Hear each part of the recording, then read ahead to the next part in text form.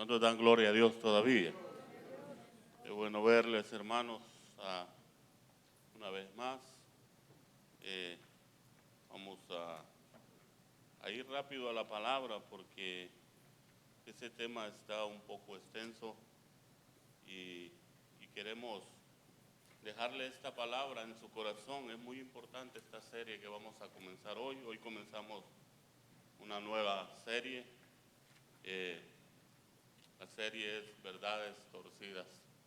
Es importantísimo, hermano, porque escudriñando la palabra, yo estudiando este tema, la verdad es que cuando vemos estos temas es para que nos estremezca a nosotros y pongamos oído a la palabra de Dios. Yo creo que no en vano Dios ha puesto en el corazón del siervo esta serie hoy, serie de verdades, que son verdades pero que han sido torcidas, ¿verdad? Hoy vamos a ver eso en el nombre de Jesús. Abra su Biblia, si usted trajo Biblia, abra su Biblia en Gálatas, en el capítulo 3, versículos 10 y 11. Vamos a ver ahí a Pablo hablándole a los Gálatas. Si usted lo tiene, me da un amén, hermano. Amén. Dice, porque todos los que dependen de las obras de la ley están bajo maldición, pues escrito está, maldito todo aquel que no permaneciere en todas las cosas escritas en el libro de la ley para hacerlas. Y que por la ley ninguno se justifica para con Dios. Es evidente, porque el justo por la fe vivirá. ¿Cuántos dan gloria a Dios? Hoy arrancamos una nueva serie, como le decía, y esta serie tiene la intención, hermano, de alertar al pueblo de Dios y no caer en alguna de estas mentiras que se han infiltrado aún en el cristianismo. Oiga, y con apariencias de verdades, pero que son mentiras y que desvían y ponen en peligro la sana doctrina bíblica. Y por lo tanto, a los creyentes que sin discernir, oiga, lo que están oyendo, abrazan mentiras del diablo o mentiras humanas. Es interesante, hermano, porque se ha infiltrado en el cristianismo hoy. El tema que vamos a ver hoy, en esta serie vamos a ver cuatro temas. El primero vamos a ver el legalismo. Ese es el que vamos a ver hoy. Vamos a tratar de verlo y tratar de darnos a entender. Estos temas son delicados, hermanos. Vamos a ver como segundo tema la supergracia. Vamos a ver el evangelio de la prosperidad. ¿Ha oído el evangelio de la prosperidad usted? Se oye el evangelio de la prosperidad. Vamos a ver también, por último, el reino de hoy. Esos cuatro temas vamos a estar viendo en esta serie. Y yo espero que en esta serie el Señor pueda hablar a su corazón. Yo espero de que desde hoy empiece a hablar a su corazón el Señor. Porque qué bonito es traer un tema. A veces nosotros necesitamos aquellos temas, que nos habla de amor, que nos habla de la bendición, pero estos temas también son importantes, porque Dios está preparando a una iglesia que va a volar. ¿Cuántos van a volar aquí? Yo espero que usted vuele en el día del rapto. Vamos a volar desde la Biblia, pero antes de volar, el Señor está preparando un pueblo y lo está alertando. Esto es como cuando suena la alarma. ¿Ha visto? Cuando suena la alarma es porque hay un peligro. Cuando el carro de la ambulancia va sonando su alarma, uno debe hacerse a un lado porque hay un peligro más adelante, hay un accidente. Así es el pueblo de Dios. Dios suena la alarma cuando el pueblo de Dios está cayendo en estas verdades torcidas. Mire, hoy vamos a ver el legalismo y yo quiero que vea qué es el legalismo. Dice, el legalismo es la creencia que la salvación requiere o depende de la obediencia total a la letra de la ley. Y aunque esto suena muy bien, podemos ver el error a través de ejemplos de legalismo que incluyen, una excesiva preocupación por los detalles minuciosos de la ley, junto con la desatención de sus intereses fundamentales y una preocupación por tradiciones humanas y legalistas. El legalismo viene de una palabra griega, legaleísmo, tendencia, tiene la tendencia a reducir la fe cristiana. El legalismo tiene esa tendencia a reducir nuestra fe, porque nuestra fe está puesta en Jesucristo. Ahí debe estar puesta nuestra fe, pero tiene la tendencia a reducir la fe cristiana a los aspectos puramente materiales y formales de las observaciones prácticas y obligaciones eclesiásticas. En el Nuevo Testamento se introdujo esto, hermano, se introdujo el legalismo a la iglesia cristiana por los creyentes procedentes del judaísmo. Se introdujo ahí el legalismo. Eran legalistas. Por eso el Señor, cuando hablaba con los legalistas, con los fariseos, se ve las maltratadas que daba. En la palabra se puede ver. No los estaba maltratando, le estaba diciendo sus verdades, porque ellos creían que estaban haciendo lo bueno. Decían, por ejemplo, que para ser salvos usted se tenía que circuncidar en la ley de Moisés, cuando la palabra dice que nosotros somos salvos por gracia. Así dice la palabra. Cuando Jesús vino a redimir a un pueblo que estaba en delitos y pecados. Lo redimió con su sangre preciosa y ahora somos salvos por gracia, no por la ley. Por eso Él vino a cumplir la ley. Pero mire lo que hace el legalismo. El legalismo te quiere desviar de la fe, te quiere sacar de la fe. Mire lo que dice Romanos 3:20. Vaya conmigo, voy un poquito rápido, hermano, porque el tema está un poquito extenso y quiero ver los puntos ahí con usted. Romanos 3:20 dice: ya que por las obras de la ley ningún ser humano será justificado delante de él, porque por medio de la ley es el conocimiento del pecado. Oiga esto, hermano, la justificación sucede cuando Dios declara de quien ponga su fe en Cristo es salvo. Ahí está la clave. Pero por la ley dice aquí, ningún ser humano será justificado. Nosotros no somos justificados por la ley. Fuimos justificados cuando Cristo murió en la cruz del Calvario y Él nos justificó con su muerte. Nos dio vida y vida en abundancia. Pero mire lo que dice Romanos, es interesante. Porque la justificación es cuando Dios declara de que aquel que ha puesto su fe en Jesucristo, ese ha sido justificado. Cuando nosotros pusimos la fe en Jesucristo como único y Salvador, allí fuimos justificados. Entonces, vamos a ver los efectos desagradables del legalismo. Hay unos efectos ahí que me llamaron mucho la atención. Y a eso hay que ponerle mucha atención, hermano, porque esos efectos nos pueden alcanzar a nosotros. Porque se ha introducido a la iglesia de hoy en día. Por ejemplo, primer efecto es la falta de amor. Es la falta de amor en el cristianismo. Es interesante que el pastor estuvo hablando, yo no sé si usted estuvo el jueves por aquí, pero estuvo hablando del amor. Y he estado hablando en varios temas, él he oído del amor, porque el amor es un mandamiento de Dios. Jesús lo puso como un mandamiento.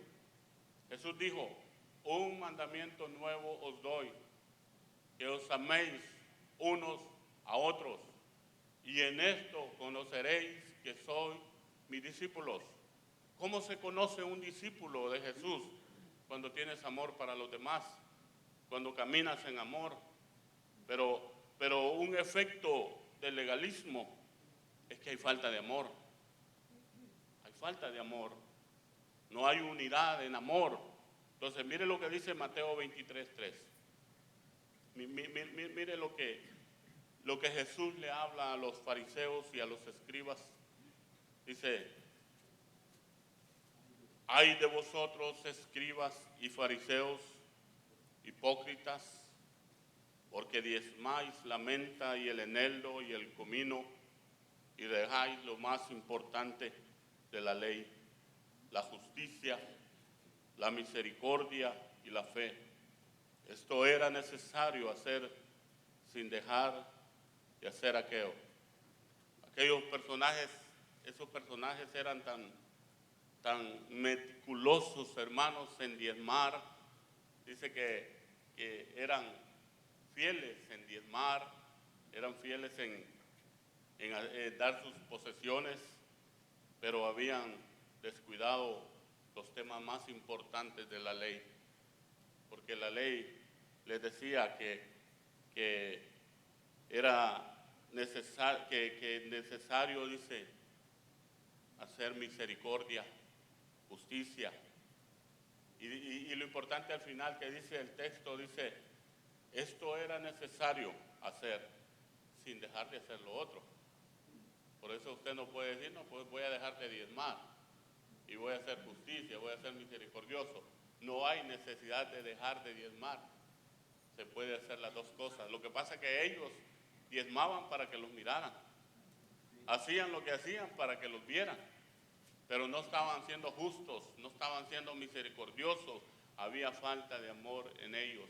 Por eso Jesús llega y les dice, ustedes son hipócritas. O parece maltratada ahí, ¿verdad?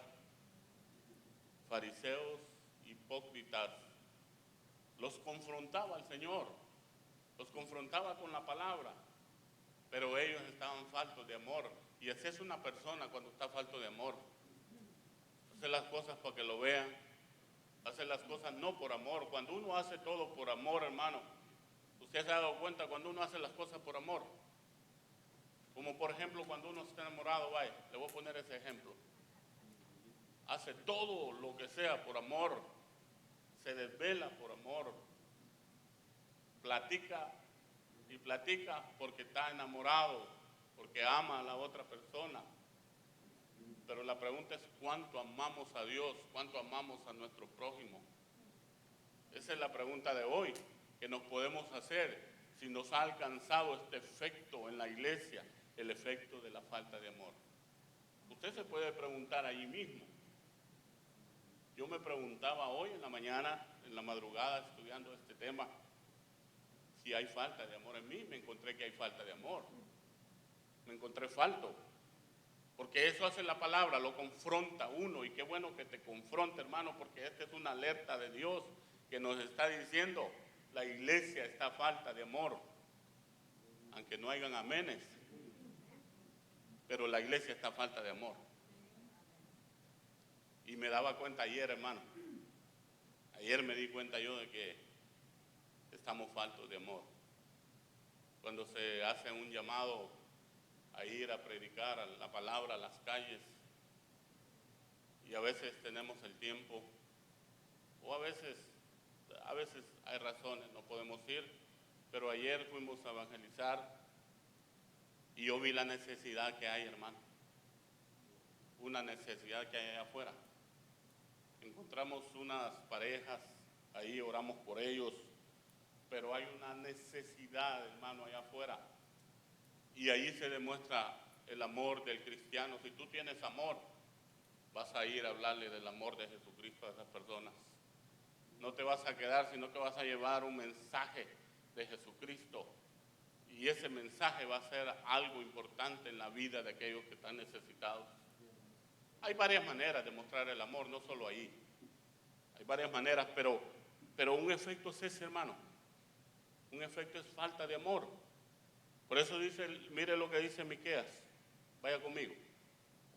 Corra un poquito ahí, hermano. Miqueas le va a costar un poquito encontrarlo, pero si no lo encuentra, de todas maneras aquí se lo ponen los hermanos. Dice, ¿se agradará Jehová de millares de carneros o de 10,000 arroyos de aceite? Esa es una pregunta. Daré mi primogénito por mi rebelión, el fruto de mis entrañas por el pecado de mi alma. Oh hombre, Él te ha declarado lo que es bueno. ¿Y qué pide Jehová de ti?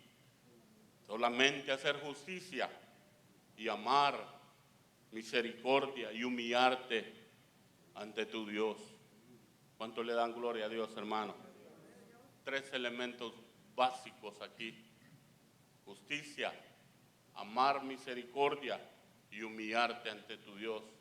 Eso es lo que pide. Jehová no se agrada de que tú vengas delante de Él con tu dinero.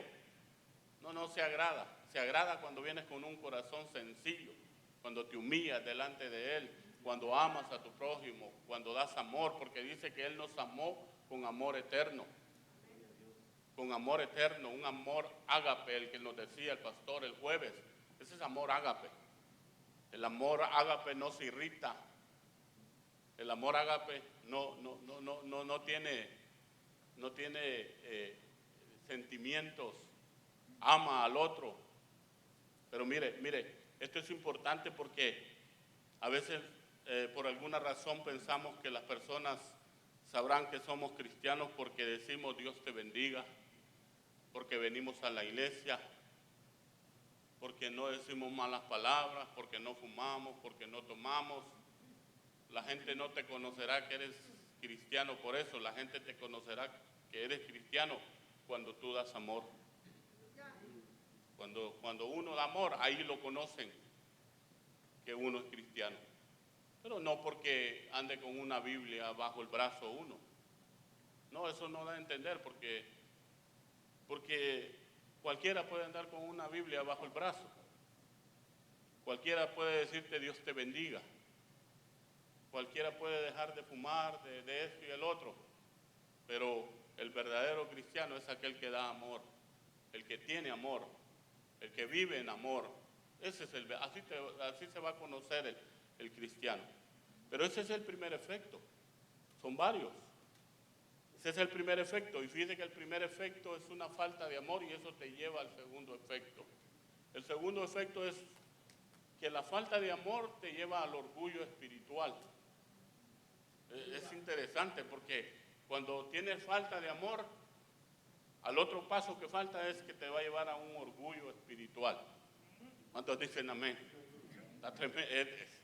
Disculpe, hermano, si la palabra está fuerte, pero no podemos evadir la palabra, porque esta palabra es vida. Esta palabra, cuando se recibe con mansedumbre, trae vida, porque nos podemos revisar a nosotros mismos y poderle pedir perdón a Dios. Ahí está la sencillez. Allí se ve la sencillez y no el orgullo, porque el orgulloso va a decir, no, eso no es para mí, eso es para mi hermano que está aquí a la par. No, esa palabra es para todos nosotros porque Dios nos ama. Dios nos ama y envía su palabra a tiempo y fuera de tiempo. Amén.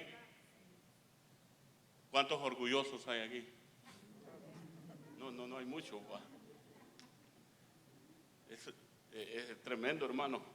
Aquí vamos a ver una parábola. Vaya conmigo a Lucas 18, 11, el 2. Es interesante. Este tema lo confronta a uno, hermano. Es que la palabra así es. Pero va a ser algo. Dice Lucas 18, 11 y 12. Dice, el fariseo puesto en pie oraba consigo mismo de esta manera: Dios, te doy gracias porque no soy como los otros hombres. Tremendo. Ladrones, injustos, adúlteros, y ni aún como este publicano. Ayuno 2 veces a la semana, doy diezmos de todo lo que gano.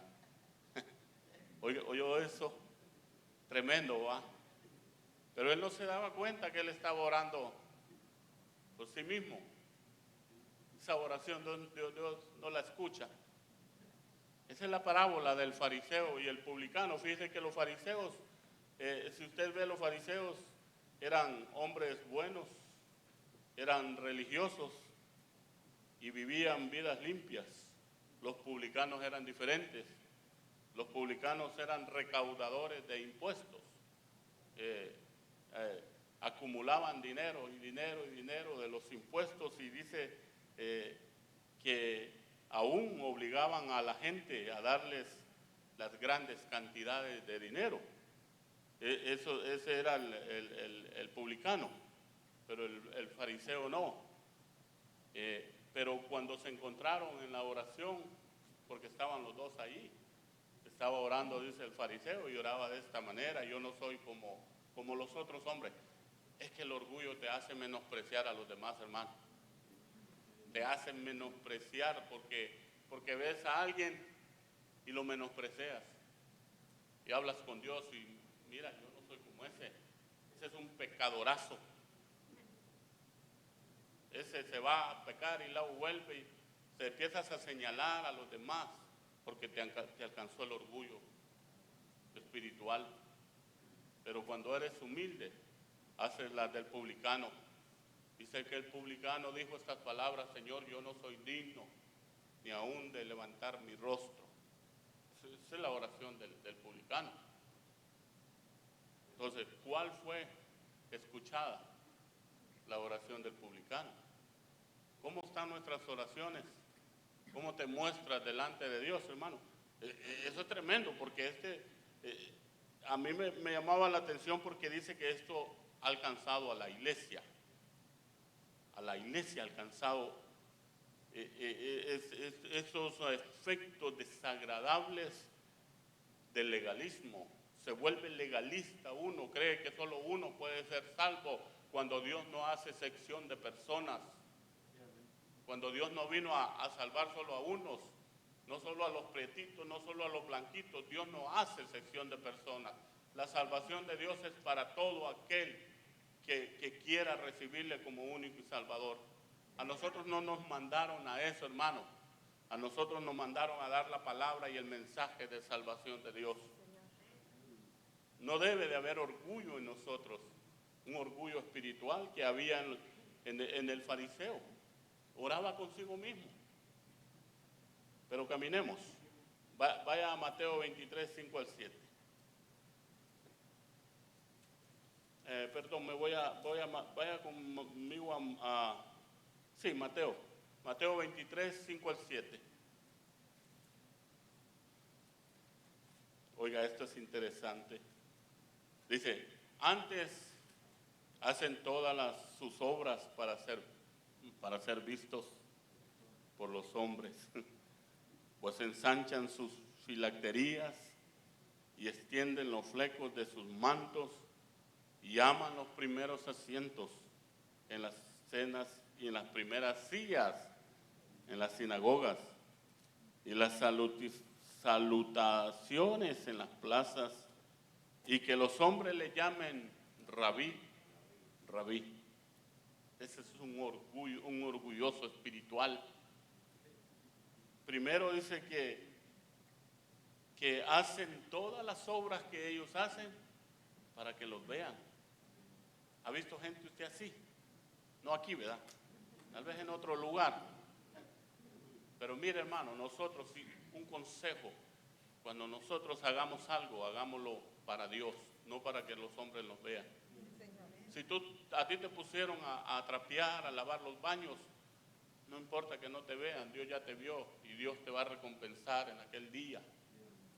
Pero que no sea para que te vean, como por ejemplo cuando uno va a hacer algo que sea para Dios.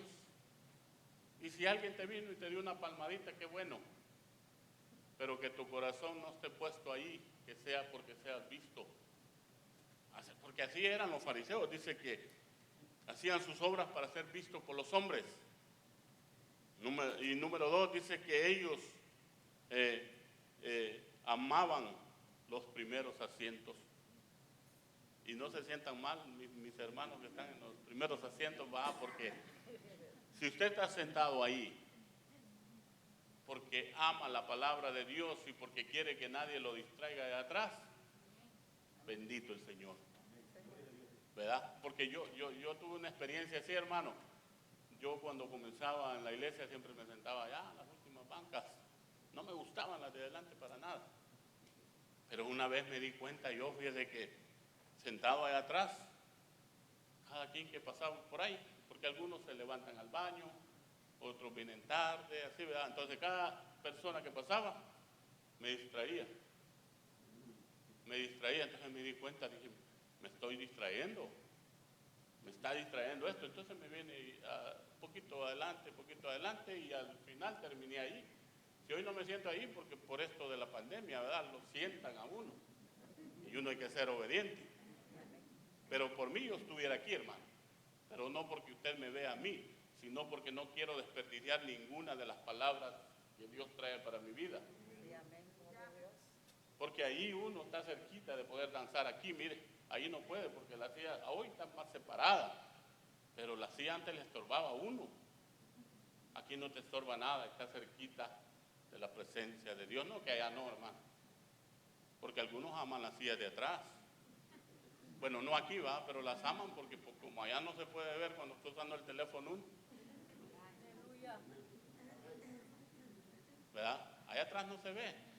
Aquí usted no puede sacar el teléfono, porque lo voy a ver yo, lo va a ver el pastor aquí enfrente. Allá atrás no, porque pues, ¿cuántos alaban el nombre del Señor? Dele un fuerte aplauso al Señor. Pero estos amaban los primeros asientos para ser vistos. Mire qué orgullo. Ese orgullo, hermano, ese orgullo, por eso el Señor les decía, ustedes son como muros blanqueados, que por fuera están limpios, pero por dentro están podridos. Y eso es lo que puede pasar, hermano, que esto se introduzca a la iglesia y la iglesia pueda tener esos efectos. La iglesia que va a volar no es una iglesia que tiene orgullo espiritual. Es una iglesia que se humilla delante de Dios, que es humilde, que echa afuera todo orgullo. Hoy es una bonita mañana para decirle al Señor, Señor, si a mí me alcanzó la falta de amor, si a mí me alcanzó el orgullo espiritual, hoy lo podemos echar fuera. Porque la casa de Dios no es para que haya orgullo espiritual allá adentro. Porque somos templo del Espíritu Santo, hermano, ¿o no? Entonces, en el templo del Espíritu Santo no puede haber falta de amor y no puede haber orgullo espiritual, que son los dos que llevamos. ¿Cuántos dicen amén? Y hoy es una bonita mañana. Yo anoche eché fuera todo orgullo, hermano, y hoy lo vuelvo a hacer. Y si me falta amor, bienaventurado aquel que escucha la palabra y la pone por obra. Es ponerla por obra, porque el Señor nos está alertando, hermano. Esto no venimos a acusar a nadie ni señalar a nadie. Esto es el Señor que trae una palabra y te dice, como cuando uno empieza a desviarse del camino, llega la palabra de Dios y lo alerta. Por ahí por donde vas, como que no se ve muy bien, endereza tus pasos. Y viene la palabra y empieza a enderezarlo a uno. Pero ¿a quiénes endereza? A los humildes, a los que reciben la palabra y la ponen por obra. Vayamos al tercero porque el tiempo me está avanzando, hermano. Pero después del orgullo espiritual llega la hipocresía. Y esto es tremendo, hermano, esto está fuerte. Porque vea lo que dice Mateo 23, 37. 23, 27 y 28. Vamos a leer. Tercer efecto es la hipocresía. Oiga, dice, hay de vosotros, escribas y fariseos, hipócritas, porque sois semejantes a sepulcros blanqueados, que por fuera a la verdad se muestran hermosos, y más por dentro están llenos de huesos de muertos y de toda inmundicia. Así también vosotros, por fuera a la verdad os mostráis justos a los hombres, pero por dentro están llenos de hipocresía e iniquidad. ¿Les suena maltratada esa? Es tremendo, hermano, porque la hipocresía, podemos decir que un sepulcro blanqueado es todo aquel cristiano que tiene apariencia, oiga, aparenta ser santo, tener santidad. Y es que fíjate que aparenta tener santidad y tener una comunión con Dios, pero lo está aparentando. Porque, por ejemplo, en la iglesia es bonito, nos vemos todos bien santitos, ¿va? Qué bonito nos vemos en la iglesia. Dios le bendiga, hermano, ¿cómo está? Pura santidad. Pero esta santidad debe de estar en la iglesia y debe de estar allá afuera. Allá afuera debemos de ser santos también, apartados de aquello que no le agrada a Dios. Porque es bonito venir a la iglesia y mostrar, esto que dice, podemos decir que el sepulcro blanqueado es aquel cristiano que tiene apariencia de santidad y comunión con Dios. Y es que es muy fácil aparentar algo que no es cierto. Es algo aparentar. Yo puedo aparentar que tengo dinero y tal vez estoy en la pura calle, pero lo puedo aparentar. Yo puedo ir a rentarme un carro ahí de los más caros, digamos, por decir un Lamborghini. Me van a ver montado ahí, este tiene dinero. Pero a ver qué he hecho para irlo a rentar. Entonces, esa apariencia. Esa es apariencia, no. Entonces, estos fariseos eran así, aparentaban tener esa comunión y una santidad. Los miraba usted blanquitos por dentro, pero por fuera, perdón, pero por dentro estaban, como dice la palabra, estaban podridos. Es tremendo, hermano, porque si esto lo llega a alcanzar a uno, que Dios no lo permita, ¿va? Porque aquí no se trata de condenar a nadie, dice, al contrario, este es un toque de alerta, es una sirena que el Señor está sonando. A mí me impresionaba este tema, yo le di, hermano, a este tema, y viera que el Señor me confrontaba fuerte a mí. Porque a todos los escribas y los fariseos les hablaba de esta manera. Hipócritas, les decía, porque limpias lo de afuera, limpias el vaso, y dice del plato, limpias el plato por fuera, pero el plato estaba sucio por dentro. Es tremendo la hipocresía, hermano. Que Dios nos libre de caer en la hipocresía. ¿Cuántos dicen amén? Amén. ¿Llevamos qué? ¿4? 3. La hipocresía. Pero vayamos a otro más para ir avanzando. Veamos que el legalismo te lleva a una ceguera espiritual. Una ceguera. Uno cree que solo el que no conoce a Jesucristo está ciego. Porque eso es lo que dice, ¿verdad? Que Dios viene y quita la venda de los ojos de los que no le conocen y miran gran luz. Pero también el cristiano puede caer en una ceguera espiritual cuando lo alcanzó el legalismo.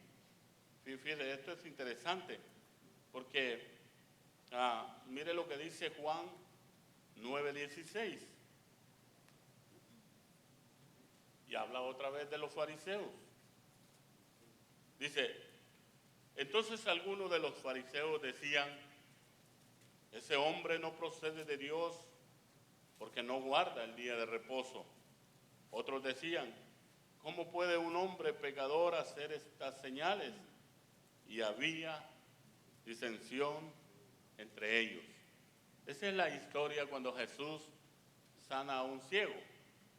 Dice que Jesús llegó y pasó por el ciego y dice que hizo lodo con su saliva, untó en los ojos del ciego y el ciego fue sanado. Pero el problema para los legalistas y los fariseos es que Jesús lo estaba haciendo un día sábado. Y para ellos el día sábado era un día santo que no se debería de hacer nada. Jesús lo estaba haciendo para mostrarles que en el día sábado puedes hacer lo bueno. Pero dice que este ciego, cuando fue sanado, vinieron los fariseos y los escribas y lo interrogaron y le preguntaban, ¿cómo fuiste sanado? Dice, pues nomás untó lodo en mis ojos y yo era ciego y ahora veo. Pero ellos no se quedaron allí, interrogaron a los padres porque querían interrogar, porque no creían en las obras de... Oiga eso, hermano. Cuando la ceguera espiritual te alcanza, no te deja ver las obras manifiestas de Dios en tu vida ni en tu familia. No te deja ver porque entraste en una ceguera espiritual. Era una obra que manifiesta, un milagro que Dios había hecho en un día sábado, pero ellos no lo podían ver porque tenían ceguera espiritual. Entonces dice que llegaron entre el muchacho y el muchacho llegaron a los padres y los padres sabían por qué había sucedido el milagro, pero ellos tenían temor por lo que los escribas iban a hacer y le dicen los padres, bueno, nosotros no sabemos cómo fue sanado, nosotros no sabemos qué pasó, pregúntenle a él ya tiene edad para que les pueda responder. Entonces le volvieron a preguntar y les dice el muchacho, bueno, ¿ustedes también quieren ser discípulos o qué? De Jesús.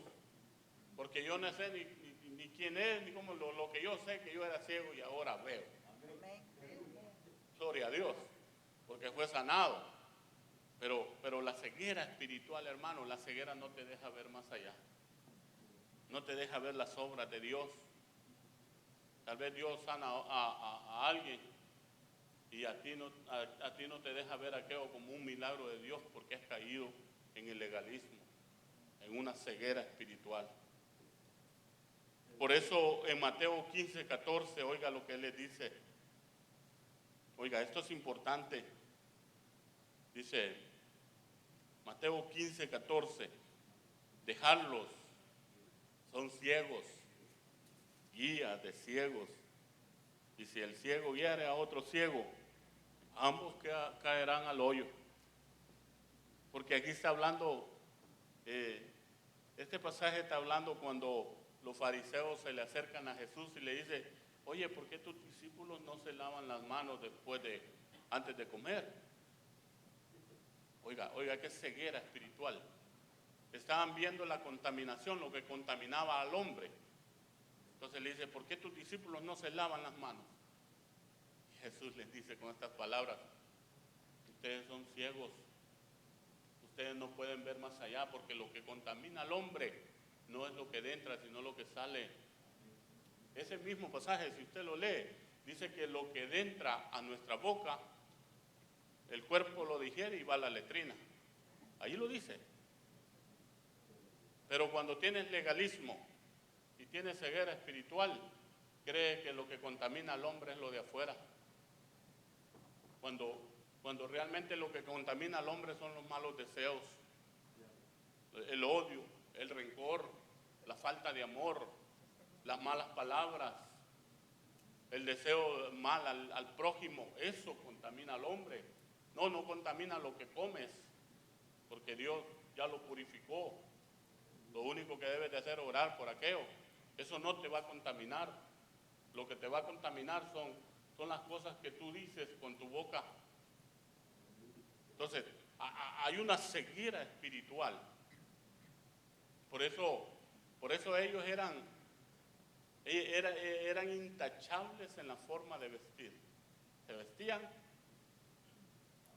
pero por dentro. Una vez me encontré con un muchacho ahí en la lonchera, yendo a comer después en la hora del trabajo, era la hora del lonche, y fuimos a la lonchera. Y viene el muchacho y enojado con la señora que vendía la comida. Y le reclamaba a él, yo estaba atrás de él y él va a reclamarle. Señora, le dice, ¿no se da cuenta usted que hoy es Viernes Santo? Digo, sí, sé que es Viernes Santo, le dice. Pero entonces, ¿por qué está vendiendo tacos de fajita? Le dice. Tacos de esto y tacos del otro. Se puso atención. Siguió y le digo, oiga, disculpe, ¿le puedo decir algo? Sí, me dijo, sí. ¿Por qué es malo comer carne? Le digo. Le hice la pregunta. Porque es Viernes Santo, me dijo. ¿Pero por qué? Le digo. No me puede decir algo más. No, porque es Viernes Santo, me dijo. Ahí se quedó. ¿Le puedo decir algo? Le digo yo. Esto que usted se va a comer, le digo yo, ese cuerpo lo va a digerir y lo va a desechar el día de mañana. ¿Sabe? Le digo yo que contamina nuestra alma. Todas aquellas cosas que salen de nuestra boca, las malas palabras, los odios, las mentiras, eso contamina, le digo yo. Esto no, le digo yo. Eso no, nomás debemos de orar y para adentro. Mire, se quedó pensando.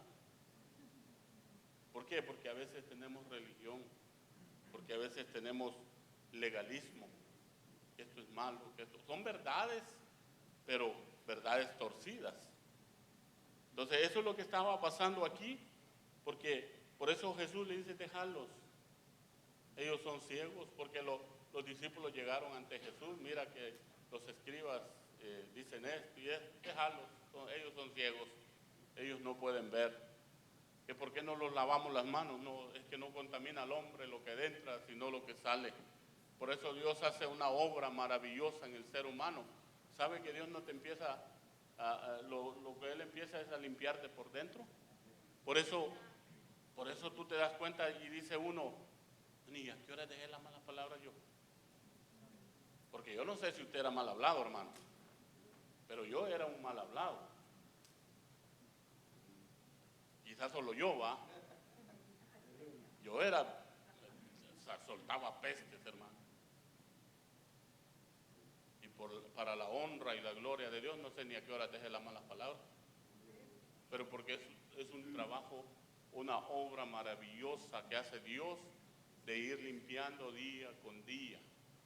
No.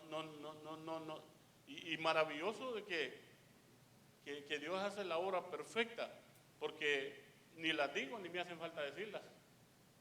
Es como los vicios. Hay gente que quiere dejar los vicios por su propia cuenta. Pero ¿qué pasa? Dejan el vicio 3 meses, máximo 6 meses, y vuelven a caer al vicio. Pero cuando Dios hace la obra en nuestra vida, la hace perfecta. Porque no tiene deseos más uno de eso. Aborrece lo que hacía antes. Bueno, eso espero yo, de que usted esté aborreciendo lo que usted hacía antes. Pero aborrece las cosas que uno practicaba antes, porque la obra del Espíritu Santo es perfecta en nuestra vida y va obrando día con día. Pero cuando los alcanza el legalismo, cuando nos alcanza la ceguera espiritual, hermano, entonces volvimos a ser ciegos. Porque dice que antes estábamos en una ceguera espiritual, no conocíamos la verdad, y conoceréis la verdad, y la verdad te hará ¿qué? Libre. Nos quitaron la venda de los ojos, ahora podemos ver más allá. Pero el problema es que podemos volver a caer en una ceguera espiritual si nos alcanza el legalismo. Pero vayamos a uno más, tengo uno más. Un tercer punto vamos a ver. Vimos los efectos. Número 1, falta de amor. Número 2, orgullo espiritual. Y número 3, hipocresía. Y número 4, ceguera espiritual. Pero el tercer punto me gusta, hermano. El tercer punto me gusta porque fíjese que el legalismo nos salva. Oiga, el legalismo nos salva, lo que salva es la gracia de Dios. Y ese es el tercer punto. Nosotros somos salvos por gracia. Denle un fuerte aplauso al Señor, hermano. Por gracia soy salvo, dice Pablo en Hechos. Vaya conmigo a Hechos de los Apóstoles. En el capítulo 15, versículo 11.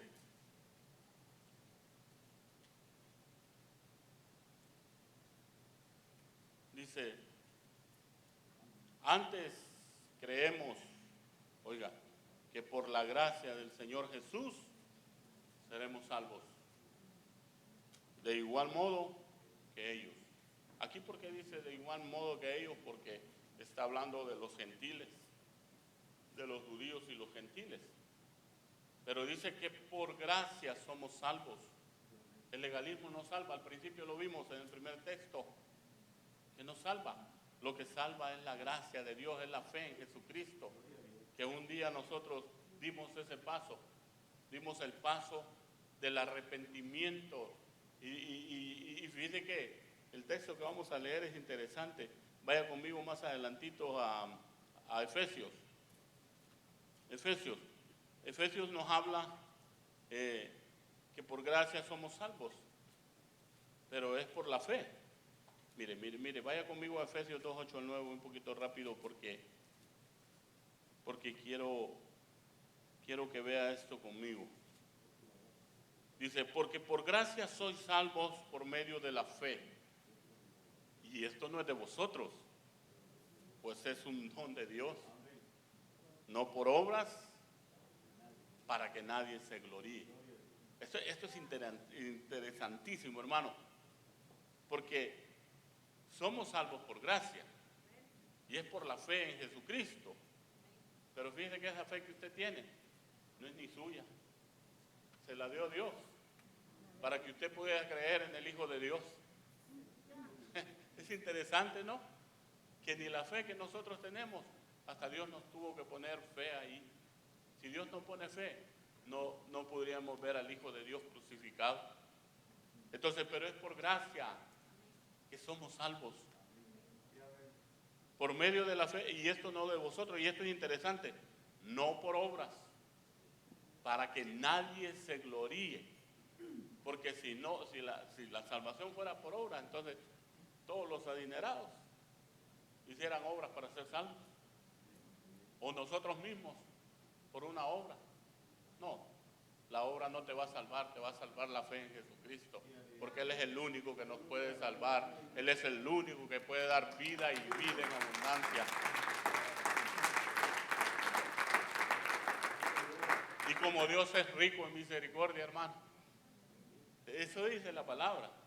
Dice que Dios es rico en misericordia y por su gran amor nos amó aún estando nosotros muertos en delitos y pecados y nos dio vida juntamente con Cristo Jesús. Como Él es rico en misericordia. Un día tuvo misericordia de ti y de mí.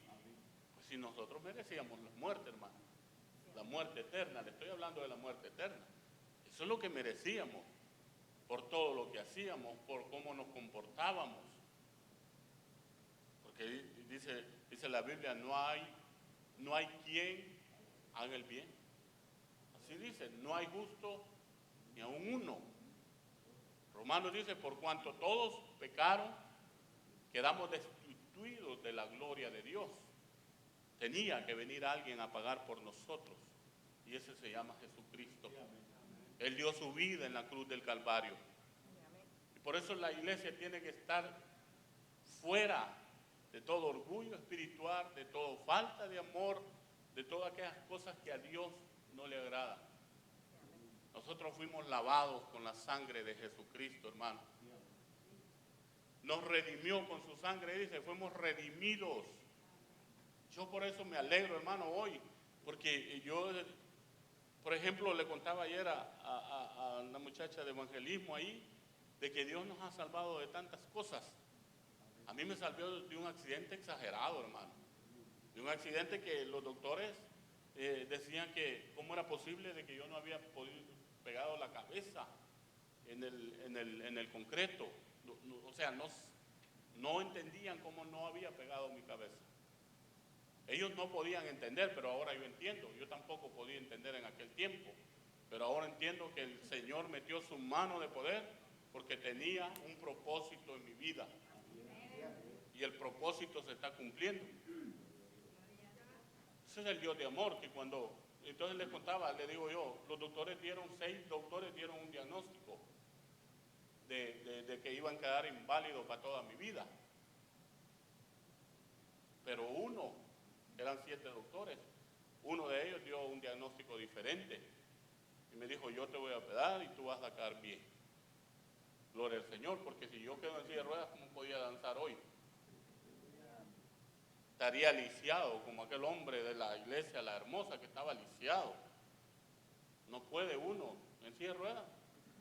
Sí, se uno dar vuelta en la silla de ruedas ahí, pero mire mis pies. Volví a jugar fútbol en aquel tiempo, porque me gustaba jugar fútbol.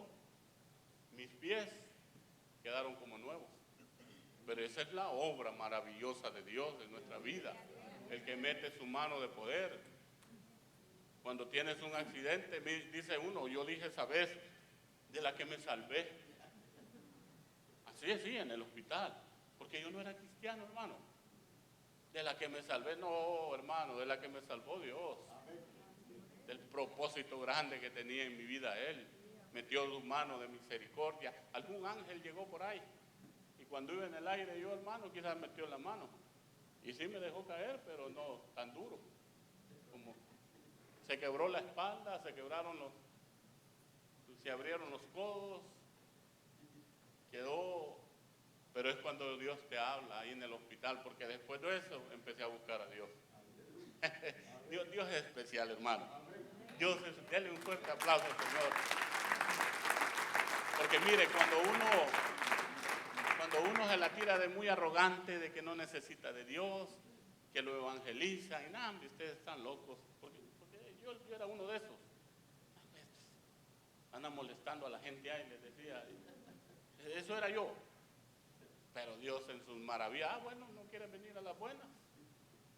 Lo manda allá al hospital a uno, con un pie así, mire, para arriba. Y todo uno llorando y todo eso. Pero ese Dios hace obras que uno no las puede entender.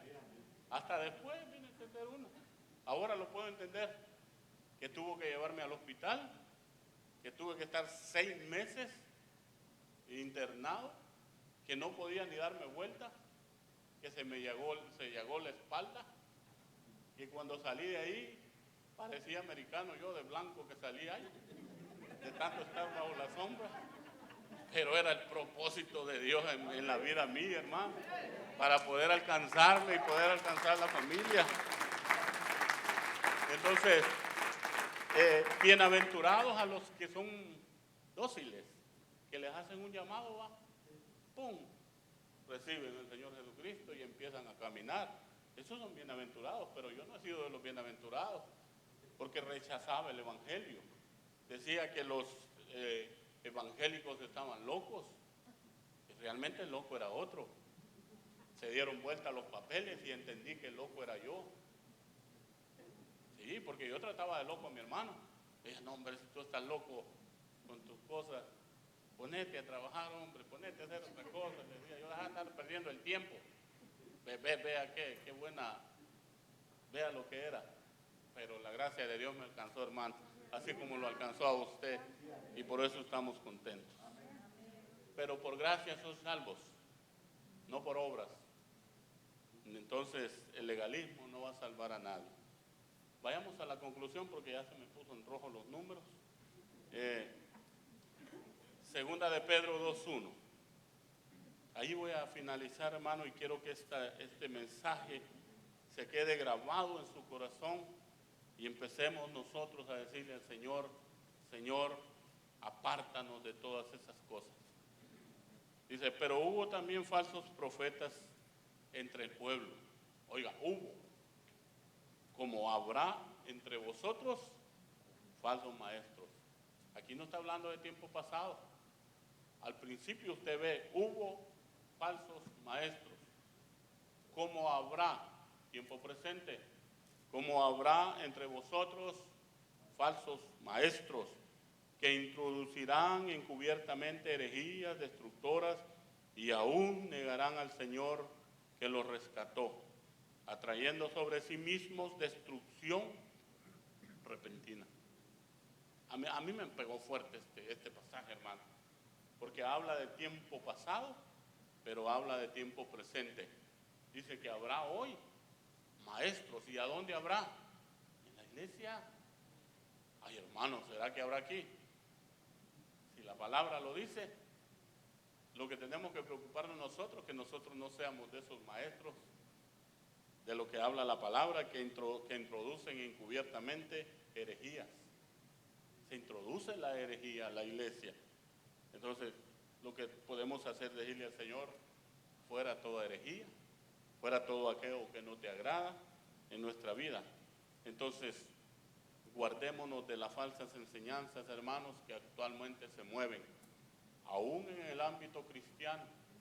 Oiga, seamos diligentes. Oiga, que no se le haya quedado todo el mensaje, pero que se le quede esta palabra.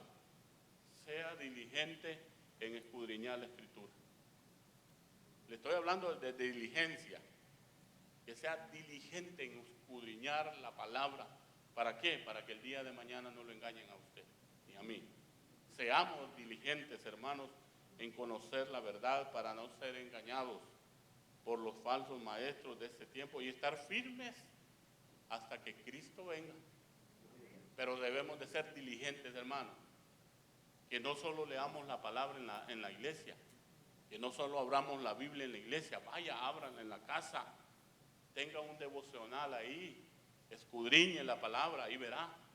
Dice, a mí me impresiona la iglesia de Berea. La iglesia de Berea no le predicaba a cualquier predicador, le predicaba a Pablo.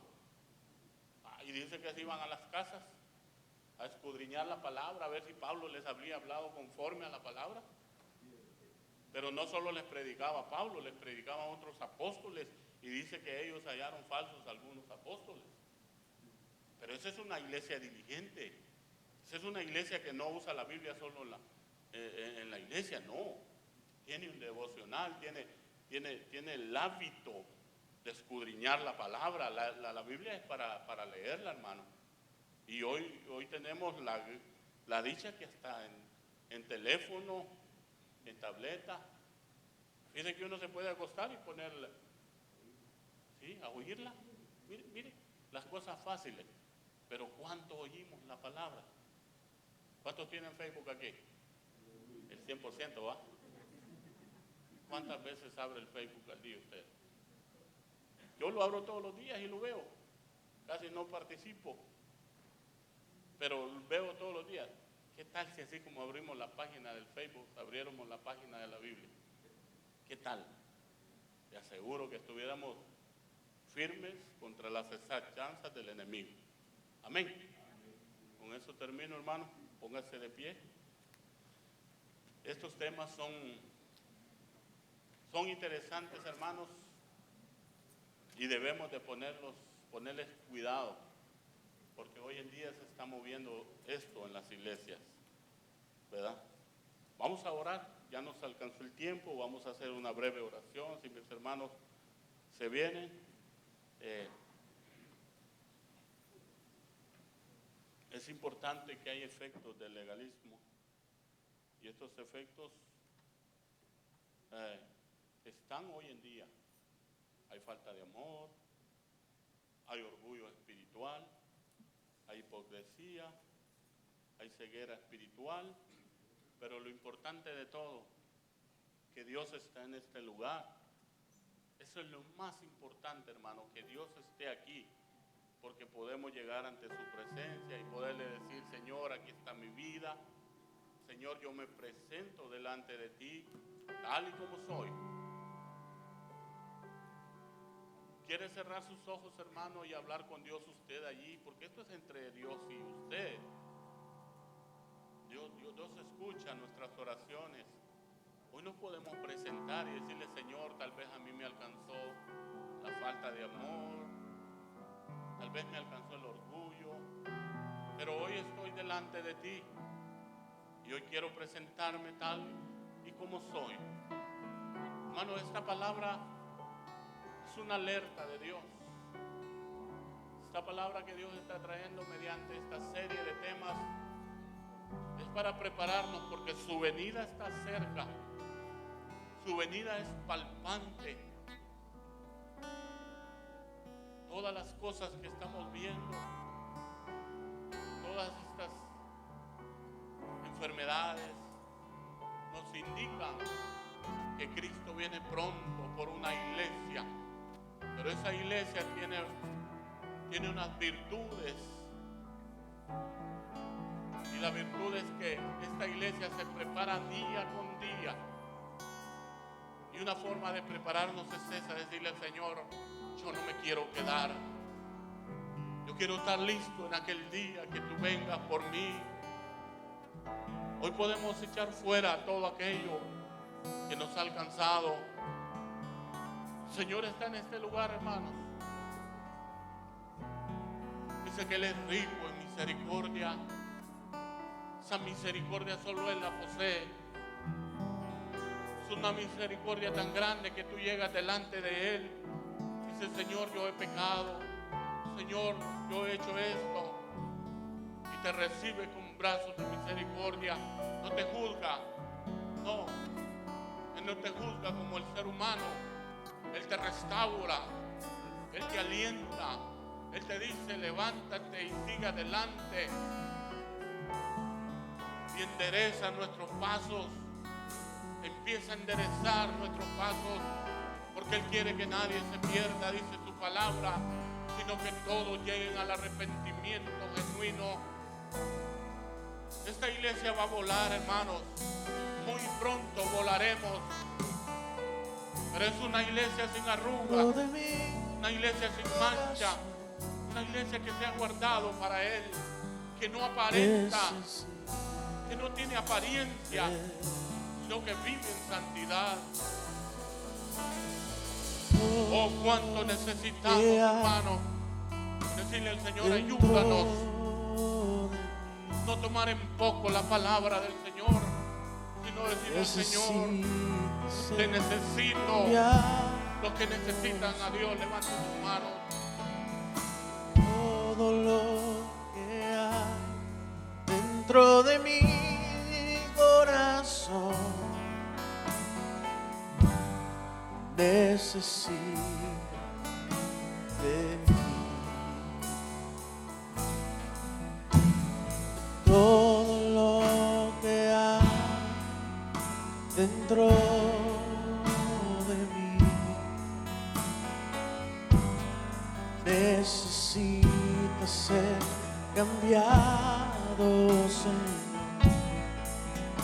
porque todo lo que hay dentro de mi corazón necesita más de ti, Señor. porque todo lo que hay dentro de mí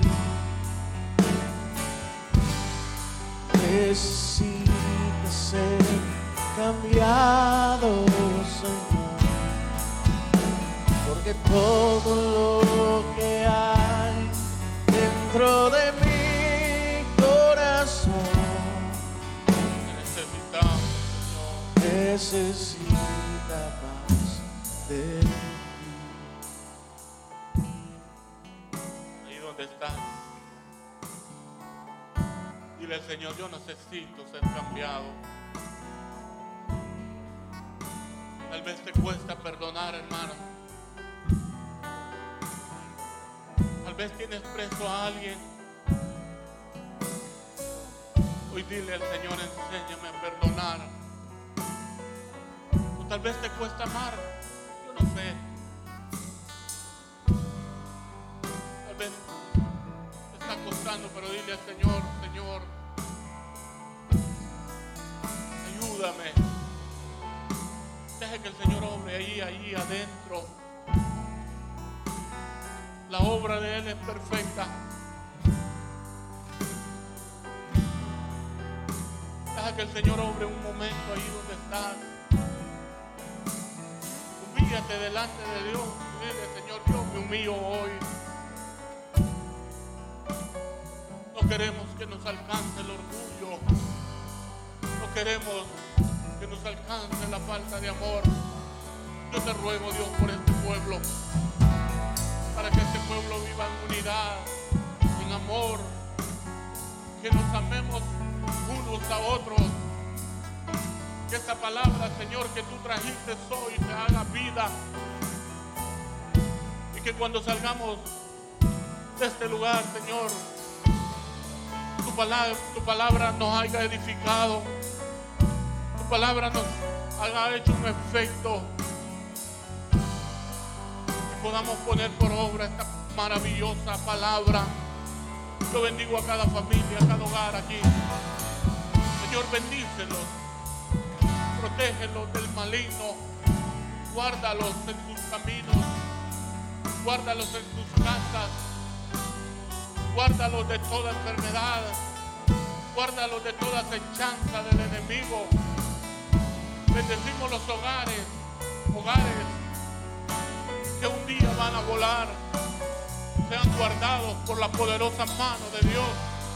Y aunque el enemigo se levante o arreche la tormenta, mantengámonos firmes para el día de tu venida. En el nombre de Jesús. Gracias, Señor. Gracias por tu palabra. Gracias por tu presencia en este lugar, oh Dios.